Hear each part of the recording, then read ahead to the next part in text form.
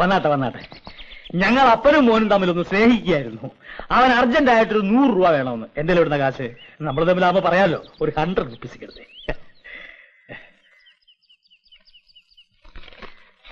ഏതായാലും മെനക്കെട്ടില്ലേ, ഒരു 100 റുപ്പീസ് കൂടെ ആയിക്കോട്ടെ. Okay okay. ഇത് മേജർ രാജശേഖരൻ നമ്പ്യാർ. ഞാൻ ഡൊമിനിക് ഫെർണാണ്ടസ്. സർവീസിൽ ഡ്രൈവർ ആയിരുന്നു. ഇപ്പൊ റിട്ടയർ ആയിട്ട് കുറച്ചു കാലമായി. Please come.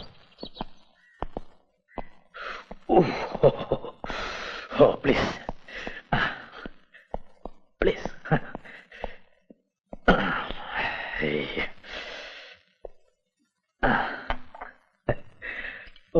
ഓഫർ ചെയ്യാനില്ല, സോറി. ഞാൻ സൂസന്നയോട് സംസാരിച്ചിരുന്നു. അവളെല്ലാം പറഞ്ഞു. കേട്ടോ വേറെ, ഞാൻ ഉള്ള കാര്യം ഉള്ളതുപോലെ പറയും. എന്റെ മോള് സൂസന്ന കാണാൻ കൊള്ളാവുന്ന ഒരു പെണ്ണായതുകൊണ്ട് അവള് ജോലി ചെയ്തിട്ടുള്ള എല്ലാ ക്യാമ്പുകളിലും ലെഫ്റ്റനന്റ് മുതല് കേണവന്മാര് വരെ കല്യാണാലോചനയായിട്ട് വന്നിട്ടുണ്ട്. പക്ഷെ ഉള്ള കാര്യം ഉള്ളതുപോലെ പറയുമ്പോ ഈ ആലോചനക്കാരൊന്നും തിരിച്ചു വന്നിട്ടുമില്ല. അതുകൊണ്ട് പറയുന്നതാ. നാൻസി, എനിക്ക് 4 മക്കളാ, 3 പെണ്ണും ഒരാണും. ഭാര്യ ഉള്ളത് അകത്ത് കിടപ്പിലായിട്ട് കുറച്ചു കാലമായി. ഇത് സൂസനയുടെ മൂത്തതാ, നാൻസി. ഇവിടെ അടുത്ത് തയ്യക്കടലാ ജോലി. ഇത് ജൂഡി, 10ാം ക്ലാസ്സിലാ. പിന്നെ ആണൊരുത്തരുള്ളവനെ നേരത്തെ കണ്ടല്ലോ. അവന് പ്രത്യേകിച്ച് ജോലിയൊന്നും ഇല്ല. മറ്റുള്ളവർക്ക് ജോലി ഉണ്ടാക്കുക എന്നുള്ള അവന്റെ ജോലി. ഇതൊക്കെയാ ഇവിടുത്തെ അവസ്ഥ. നിങ്ങൾ ചായ കുടിക്കേ. കേട്ടോ വേറെ, മൂത്തവളെ കെട്ടിച്ചയക്കണം, ചെറുക്കൻ ഒരു ജോലി വാങ്ങിച്ചു കൊടുക്കണം, ഇളയവളെ പഠിപ്പിക്കണം, വീട്ടുകാരത്തേക്ക് മരുന്ന് വാങ്ങിച്ചു കൊടുക്കണം. എനിക്ക് കിട്ടുന്ന 3/4 ചക്രം പെൻഷൻ കാശുകൊണ്ട് ഒന്ന് നാവ് നനയ്ക്കാൻ പോലും തികയില്ല. പിന്നെ എല്ലാം സൂസന്നയുടെ ശമ്പളം കൊണ്ട് വേണം നടക്കാൻ. ചുരുക്കി പറഞ്ഞാൽ സൂസന്ന ഞങ്ങളുടെ ഒരു കറവ പശുവാണ്. അതുകൊണ്ട് ഇവിടുത്തെ എല്ലാ കാര്യങ്ങളും എല്ലാ ചെലവുകളും നോക്കി നിർത്താൻ തയ്യാറുള്ള ഒരാൾക്ക് മാത്രമേ ഞാൻ എന്റെ മോളെ കെട്ടിച്ചു കൊടുക്കൂ. സൗകര്യം ഉണ്ടെങ്കിൽ മതി, അല്ലെങ്കിൽ അവൾ ഇവിടെ സന്തോഷമായിട്ട് നിന്നോളും.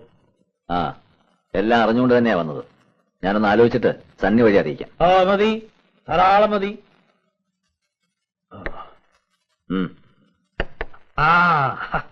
ഇതിനൊക്കെ പുറമെ മാസാമാസം കൃത്യമായി നല്ലൊരു തുക 1-ാം തീയതി തന്നെ ഇവിടെ എത്തിക്കണം. അങ്ങനെയാണെങ്കിൽ മുന്നോട്ട് ആലോചിച്ചാൽ മതി. ആയിക്കോട്ടെ.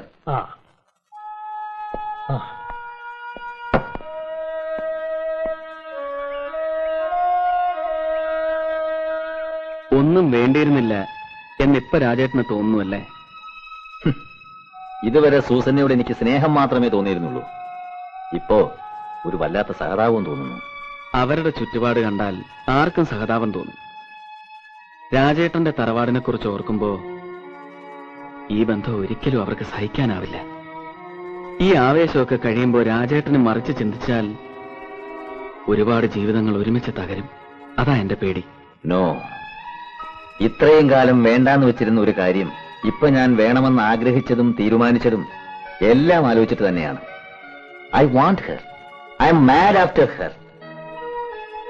സൂസന്നയുടെ അപ്പൻ പറഞ്ഞ എല്ലാ നിബന്ധനകൾക്കും ഞാൻ തയ്യാറാണ്. മാസം ഒരു തുക, നല്ലൊരു തുക കൃത്യമായി അവിടെ എത്തിച്ചേക്കാം.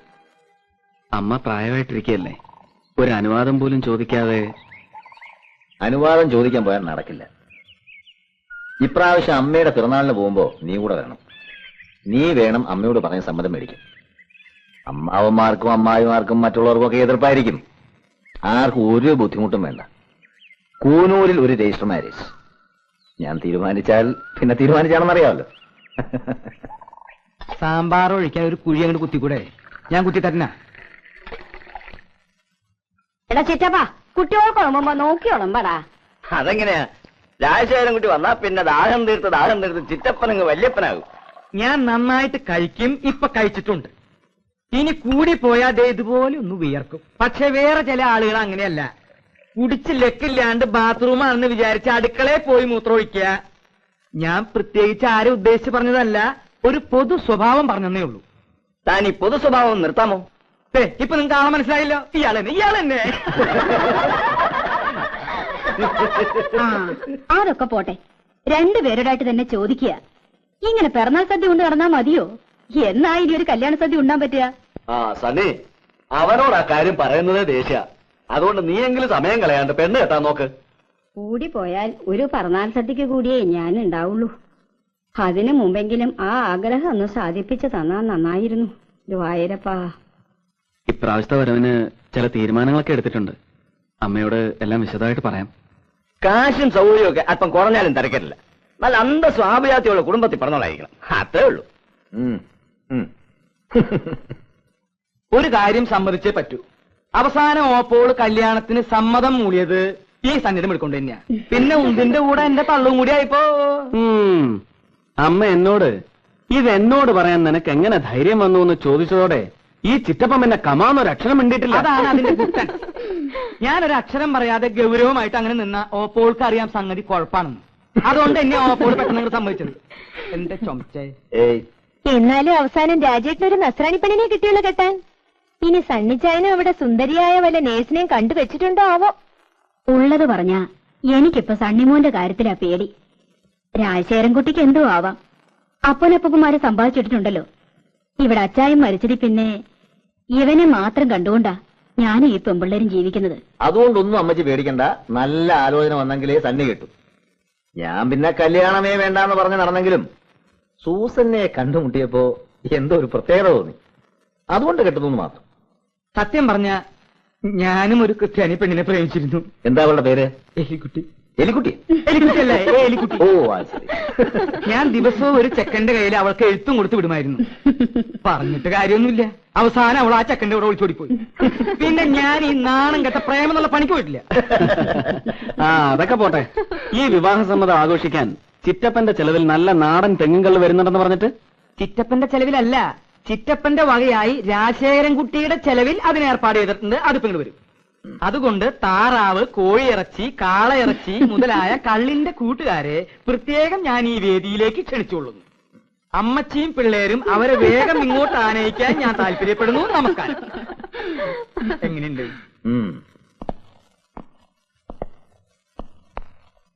എന്നാ പിന്നെ ഞങ്ങൾ പോയിട്ട് വരാം. എനിക്ക് മൂത്തമ്മാമന് മാത്രമല്ല, ഈ കുടുംബത്തിൽ ആർക്കും ഇഷ്ടമുള്ള കാര്യമല്ല നീ ചെയ്യാൻ പോണത്. നിന്റെ പ്രായക്കാര ഭാര്യയും കുട്ടികളെയും ജീവിക്കണെ കാണുമ്പോ ഈ അമ്മയുടെ മനസ്സ് നീറാറുണ്ട്. ഇപ്പോഴെങ്കിലും ഇങ്ങനൊരു തോന്നലുണ്ടായല്ലോ എന്നൊരൊറ്റ ആശ്വാസം എനിക്കുള്ളൂ. ഇതുകൊണ്ടുണ്ടാവാൻ പോകുന്ന ഭവിഷ്യത്തുകളൊന്നും പറഞ്ഞു തരേണ്ട കാര്യമില്ല. അതൊക്കെ മനസ്സിലാക്കാനുള്ള ബുദ്ധിയും പ്രായവും നിനക്കുണ്ട്. നന്നായി വരട്ടെ.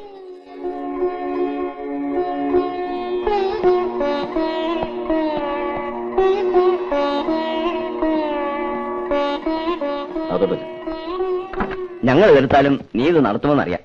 കൂന്നൂരിൽ വെച്ച് രജിസ്റ്റർ മാരേജ് ചെയ്യാനാണ് പ്ലാൻ എന്ന് പറഞ്ഞു. ആയിക്കോട്ടെ, പക്ഷെ ഞങ്ങളെ ആരെയും അങ്ങോട്ട് പ്രതീക്ഷിക്കണം. കാര്യങ്ങളൊക്കെ കഴിഞ്ഞ് സൗകര്യം പോലെ ഇങ്ങോട്ടൊക്കെ വരിക. നീ കയറ്.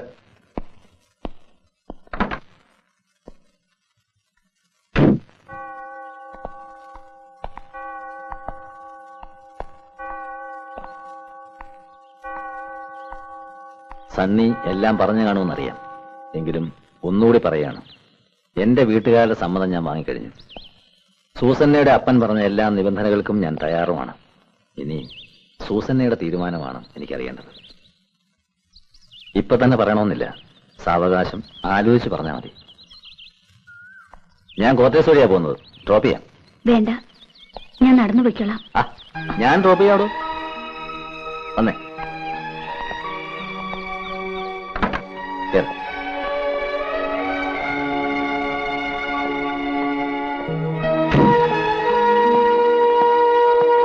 കല്യാണമൊക്കെ കഴിഞ്ഞ് തറവാട്ടിൽ ചെന്ന് ഒരാഴ്ച താമസിക്കുമ്പോ എല്ലാം ശരിയാവും. സൂസന്നെ ആർക്കാ ഇഷ്ടപ്പെടാതിരിക്കുക? രാജേട്ടൻ നോക്കിക്കോ, അവസാനം സൂസന്നെ ആയിരിക്കും അമ്മയുടെ പെറ്റ്. Condolence major. സാധാരണ ചായ കുടിക്കണമെങ്കിൽ ചായപ്പൊടി വാങ്ങിക്കാൻ പതിവ്. ഇതിപ്പോ അതിനു പകരം ചായ കടയോടങ്ങ് വാങ്ങിക്കാൻ പോകണമെന്ന് പറഞ്ഞു. മനസ്സിലായില്ല. പോട്ടെ രാജേട്ടാ, വിവരക്കേട് കേസാ. വിട്ടേക്ക്. ഡോക്ടർക്ക് വിവരമുണ്ടെന്ന് ഇപ്പൊ മനസ്സിലായി. അറിഞ്ഞുകൊണ്ട് എക്സ്പയറി ഡേറ്റ് കഴിഞ്ഞ മരുന്ന് ഗുരുവിന് എന്നെ പ്രിസ്ക്രൈബ് ചെയ്ത് കൊടുത്തു. മിടുക്കൻ. What do mean? ഒരുപാട് ബാരക്കുകൾ കറങ്ങിയടിച്ചു വന്ന പഴഞ്ചരക്കിനെ തന്നെ തലയിൽ വച്ചു കൊടുക്കാൻ ധൈര്യമുണ്ടായെന്ന് പറയായിരുന്നു.